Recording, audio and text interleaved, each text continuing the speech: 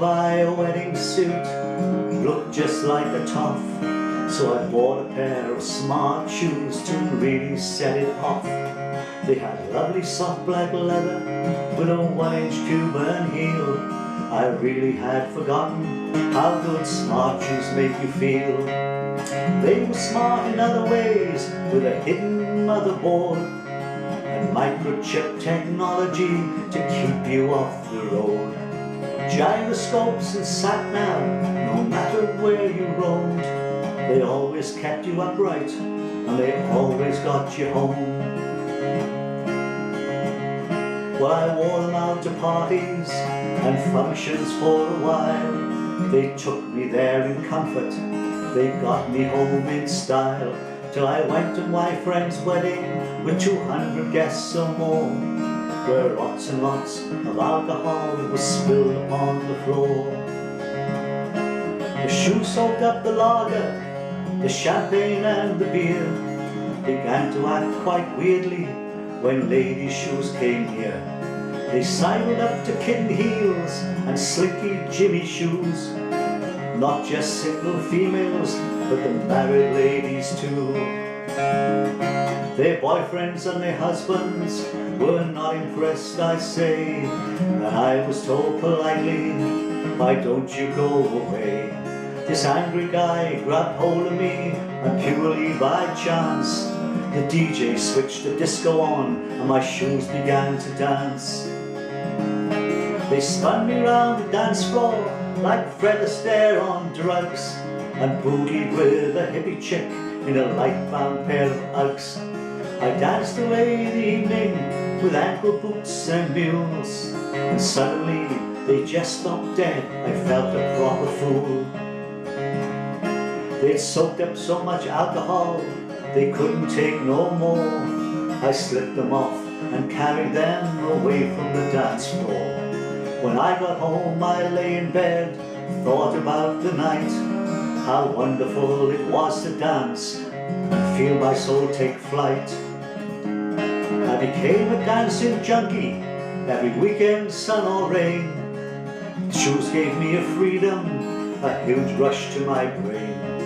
I went to lots of parties, the shy boy once so placid was busting moves and twerking like the Jackson 5 on acid. Shoes were my obsession, from really high stilettos to cheap and cheerful ballet pumps, the kind you buy in Tesco. Clogs and Crocs, thigh-high boots, kitten heels and flippers, platform shoes, espadrilles, Dorothy's ruby slippers. Smart shoes, dancing through my brain. Smart shoes, they're driving me insane.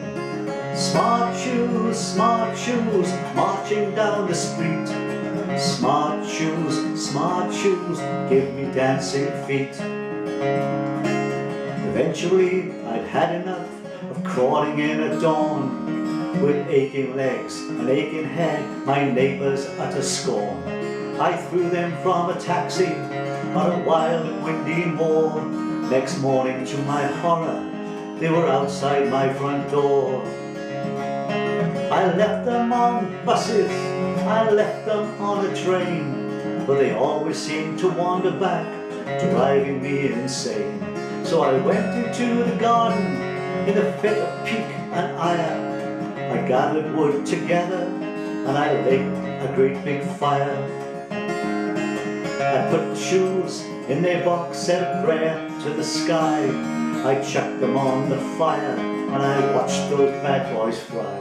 For the first time in a long while, I sensed a huge release. My life began to be on track and I felt an inner peace. To resurrect this story, 3 days had just gone by. I began to feel a presence, I had no idea why.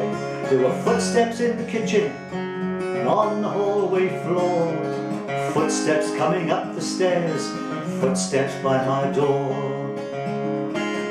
This went on for many days. Was I going off my head? I rang a well-known medium who could exorcise the dead. She set up a small seance She contacted my shoes. They said that they were sorry for what they put me through. They've gone to a better place, she uttered in her trance. They wished me luck with my life and said follow the dance. The shoes were very happy up there in Smart Shoe Heaven, and it paired up with some red cord shoes, a shapely 37. Now smart shoes have intelligence, smart shoes they are wise, smart shoes they have tongues, and smart shoes they have eyes. Smart shoes make you happy, that is their only goal. So it really is no surprise to find out they have souls. Smart shoes, dancing through my brain. Smart shoes, driving me insane. Smart shoes, marching down the street. Smart shoes, give me dancing feet.